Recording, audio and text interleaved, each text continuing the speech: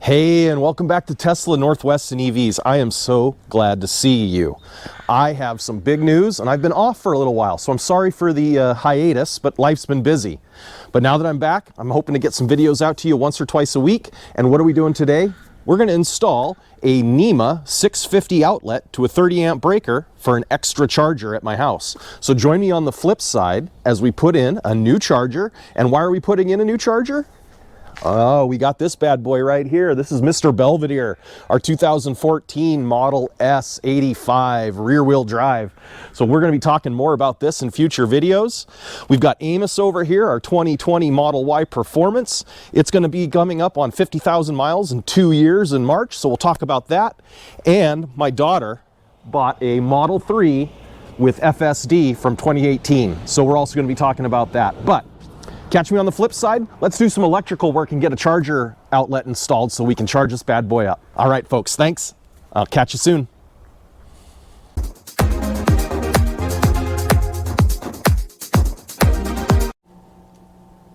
All right, hey, welcome back to my garage. It's not the most beautiful site, but you know what, it gets the job done. First thing I want to talk about is preparation. Remember, we're doing some pretty major electrical work. I'm just adding an outlet. But when we're putting in an EVSE, electrical vehicle servicing equipment, to service the chargers on our cars, we have to remember that it is a heavy continuous load. It's probably one of the heaviest loads in your home. We're talking 48 amps or almost 50 amps for my wall charger I put in for Amos, and this one I'm going to have wired up to a 30 amp breaker, so it's going to continuously run at about 24 amps because I have to do some derating. So we want to make sure we buy good quality equipment, we follow all of the national electrical codes, we follow all of our local jurisdictions, and I'm going to try and explain why this is a little expensive if you get a quote from a contractor or an electrician. I encourage you to have a professional do this. I teach this for a living, and I did it for 20 years as maintenance in an oil refinery. So I know what I'm doing, but I want to make sure that if you're going to take care of this on your own, you follow the codes and you do everything incredibly safe. But your first choice would be a professional electrician, and I'm going to help you parse out some of what he tells you or she in this video, right? So we can kind of understand. So first we can see the materials I have here on the table. So we've got a 4 square box. This is a NEMA 650 outlet, and it is a very high quality one. I want you to notice that it has got ceramic blocks, very, very high quality. This was a $40 receptacle. You do not want to buy the cheap ones. Get the nice expensive ones. This one was made by Bryant. It's a Bryant NEMA 650R. NEMA, National Electrical Manufacturers Association. And then 650, the 50 means 50 amp, and the 6 talks about the plug style. I also have a cover for it. Got to make sure we don't let anybody touch anything. Box connectors. And this is what's known as MC cable, or metal clad cable. This is 3 MC because it has 1, 2, 3 conductors and a ground. This is a little bit more than I need, and this is number 8. This is number 8. So this is probably a little heavier than I need, but I have it left over. Metal clad cable is a great option. It's expensive, but it's already got the conduit on it, okay, and the conductors in it. And since I'm only using a 650, I only need 3. The white is an extra, but you never know what I might do in the future, right? So metal clad 6.3 or 8.3, excuse me, 8.3 cable is what I'm going to be using here. It's a little bit of overkill. And then finally, I wanted to make sure I did all of my checks so I know that I'm following the codes. So the first thing I checked, and I will put all this up in the notes, is the National Electrical Code. And I looked at 210.19.A1, which talks about feeders and branch circuits. And you have to have your conductor sized at 125% of your continuous load. And a continuous load is anything that runs for 3 hours or longer. So your charger will definitely be that. What does that mean? Well, I'm going to be tying this to a 30 amp breaker. That means that this wire has to be rated to handle 25% more than the 30 amps. So this should be able to handle about 38 amps. Okay, 125% oversized for the service. And I'm going to be using a 30 amp breaker. 7.5 amps is a quarter of 30, so we're going to say 38.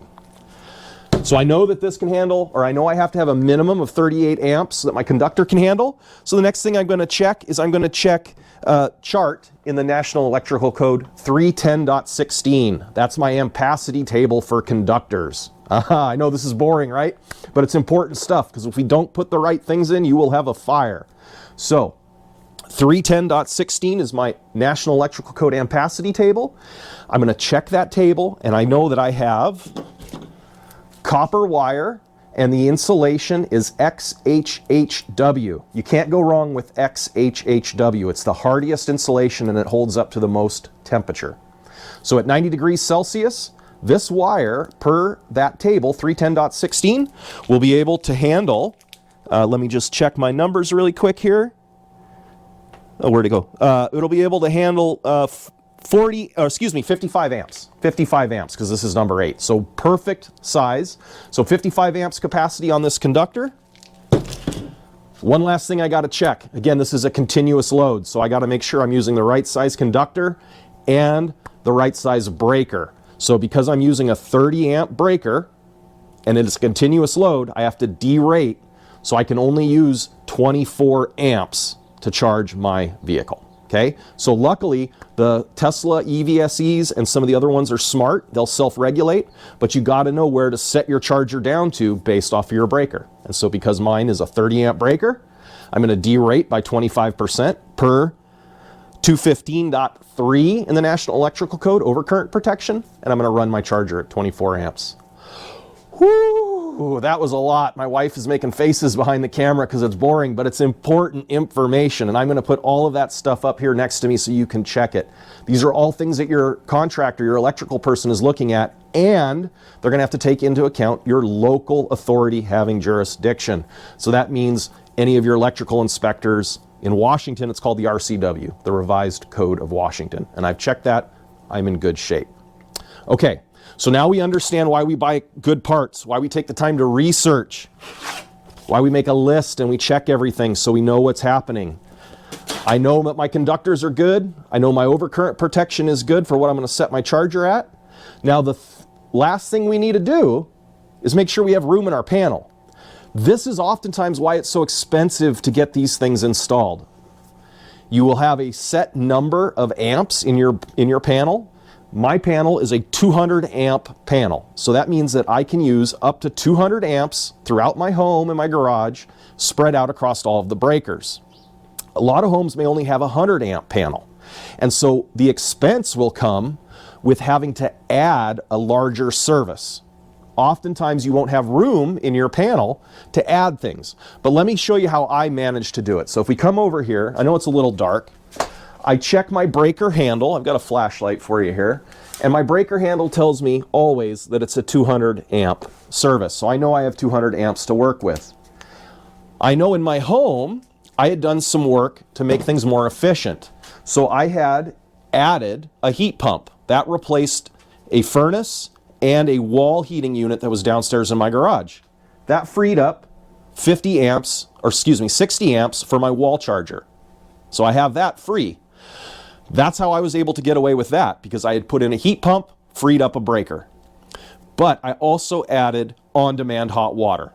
And so that means that I was able to replace this 30 amp 240 circuit that used to run my hot water tank. It's just a spare now. I don't need it anymore because my on-demand plugs right into the garage outlet. So that's how I have a spare. You may not have any spares. If you don't have any spare room in your panel, that's when the electricians are really going to charge you a lot, because they have to upgrade this service, give you a bigger breaker, bigger conductors, all of that good stuff. One great option, if you can't add an outlet like I'm doing, and I will put a little link to it up here, is to purchase a splitter for your dryer outlet. It's actually a smart box. It plugs right into your dryer outlet, and then you can plug your EVSE into one side, and you can plug your dryer into the other, and it's current sensing. So if the dryer's running, it won't charge your car, and if your car's charging, you can't run your dryer.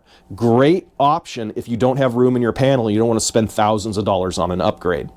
But if you do have room, we're going to add a receptacle right now. So I've got the material. We're going to take a quick break. I'm going to pull my panel cover off, and I'm going to start to get a little work done, and then we'll bring you back and you can see some of the process. All right, folks, thank you for that. Okay, hey, welcome back. Let's pull this panel cover. This is oftentimes probably one of the most intimidating parts of doing this as a homeowner because you don't know what's behind here. But let me show you, it's not that bad. So I've got 1, 2, 3, 4 screws, actually just 3. You can tell I'm an old maintenance hand because I don't have all the screws in here. So I'm going to take out my 3 screws. We're going to make this kind of quick. I know you guys are important, you got busy things going on, and you don't want to have to spend a whole bunch of time watching how to do this. They should come out relatively simple, nothing too difficult. Now you'll notice that I'm supporting the panel with my hand as I take this last screw out. It is a good idea to just hold the panel with your hand. And if you have a helper, it's even better because then you can hand them your tools. Now that I've got all my screws out, I'm going to just very gently grasp the panel cover by the sides, and I'm going to pull straight out and wiggle just a little bit. Okay, that's all there is to it. Pull straight out and just wiggle a little bit if you have a problem. All right, now we can see that we're inside, and this is where people can get really intimidated. So here is our main 200 amp breaker. This is the power coming in from the street, breaker for the whole house, and then distribution down through my panel. We can see my 30 amp breaker that I'm going to use right here. I have already got a nice big ground in here, and I'm just going to use this as my ground for my 650, and I'm going to use these guys here, once I take them off, to land my MC cable. So catch me in a few minutes. I'm going to route my cable up in here. I'm going to mount my box, and then we'll land some wires and we'll get everything tidied up. All right, thanks folks. Catch you on the flip side. All right, oh, it's dark. Hey there folks. So now we're going to make sure we don't have any power. So join me here. We're going to check for safety. So here's my panel. I have a non-contacting voltage tester, and I'm just going to make sure it's on. I'm going to check it to make sure it's working correctly. It is. And then I'm going to check for power on my conductors here. And here's my 30, nothing, and my other 30. Oh, wrong side. There we go. Okay. So we're checking to make sure we don't have any juice on our breaker before I pull my wires. That's good.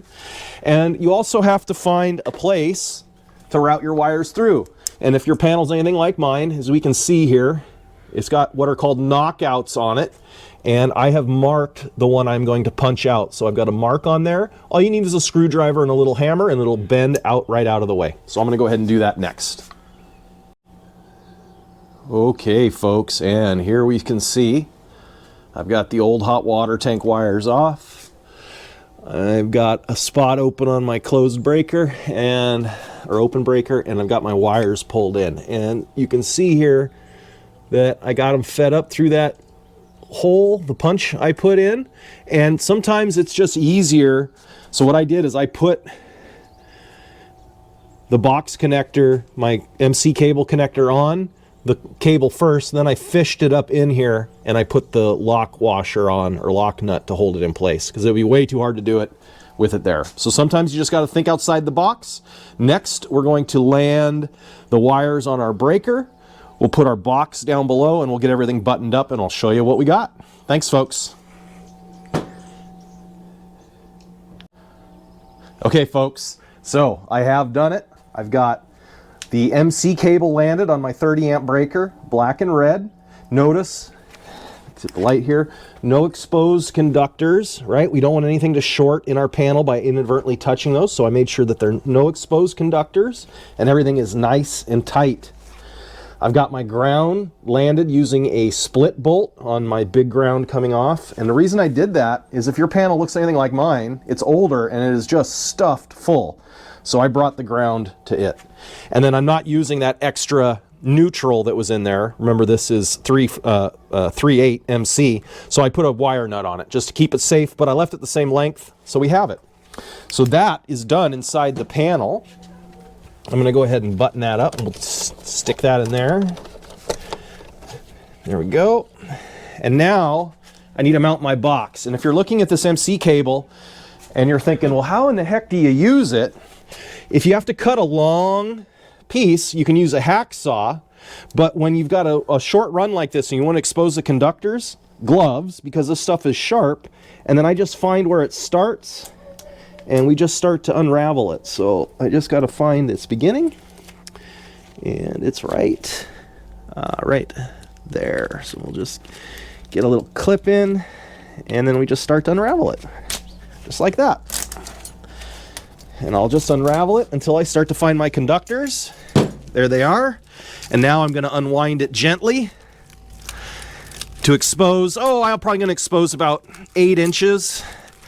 And then I'll figure out where I'm going to mount my box. So as you can see, not real scary to work with. You just unwrap it, unravel it off of there. I'm going to go, like I said, probably 6 to 8 inches.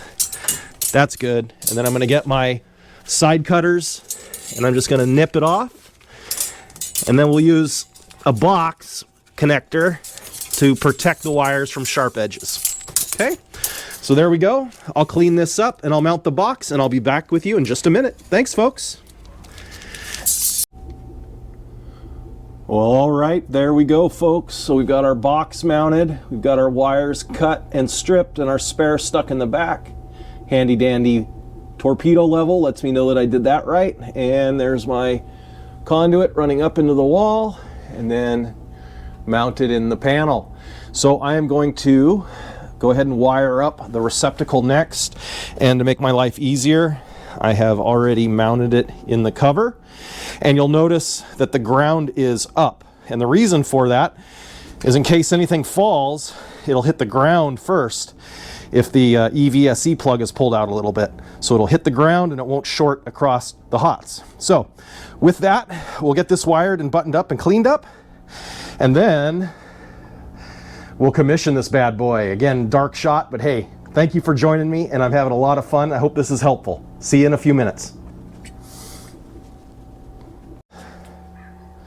Okay, as promised, we're wrapping up. So what did we do? Can you lift the camera a little bit? You're cutting my head off. There we go. It's okay. Wife's learning how to use the camera. So what did we do? We were wrapping up putting in a NEMA 650 receptacle. I had a spare 30 amp breaker from my water heater because I replaced it. So I used number 8.3 MC cable, metal clad. Way overkill. We talked about what the ampacities were earlier in the video, but I got plenty of room. Ran it down out of my panel into a NEMA 650 outlet, and here's my Tesla mobile charger with the 650 adapter. So let's turn it on and see if I did a good job. We're gonna look for this to turn green. Yeah, green across the board, baby. So come on outside, let's plug in Mr. Belvedere and see if it actually works. So here we got our mobile charger. Wake up, Mr. Belvedere. Whoop. There we go. Charger open. Whoop. And plugged in. Okay, let's see what our screen says. Current charge at this location. And I need to turn it down to 24. And we're starting to charge. Awesome.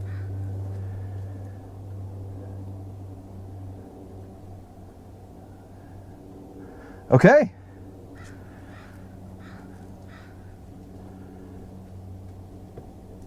$10 hours and 20 minutes. Let me see the camera.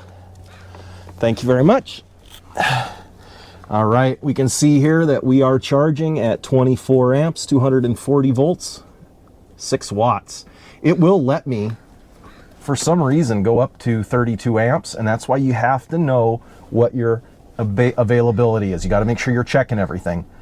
I'm using a 650 NEMA adapter, which is a 50 amp adapter, but I'm only plugged into a 30 amp breaker. So I have to turn my amperage down. So I turned it down to 24 amps. I derated it by 25%, give or take. So there you have it. That's how we do things here in the Pacific Northwest. We're wired up a NEMA 650 receptacle to a 30 amp spare hot water tank breaker we had. And now we've got 6 kilowatts of juice flowing into my car, and we're happy as all can be. Thank you for joining me. Please hit that like and subscribe if you enjoy this kind of stuff. We got lots more videos coming. We're going to be going a walkthrough through Mr. Belvedere here, our 2014 Tesla Model S. We've got a 2018 Model 3 Gizmo with FSD and acceleration boost that we can take a look at. And we've got our great 2022 Tesla Model Y Performance, Amos. Appreciate you. Have a great day, and we'll catch you on the flip side here at Tesla, Northwest, and EVs.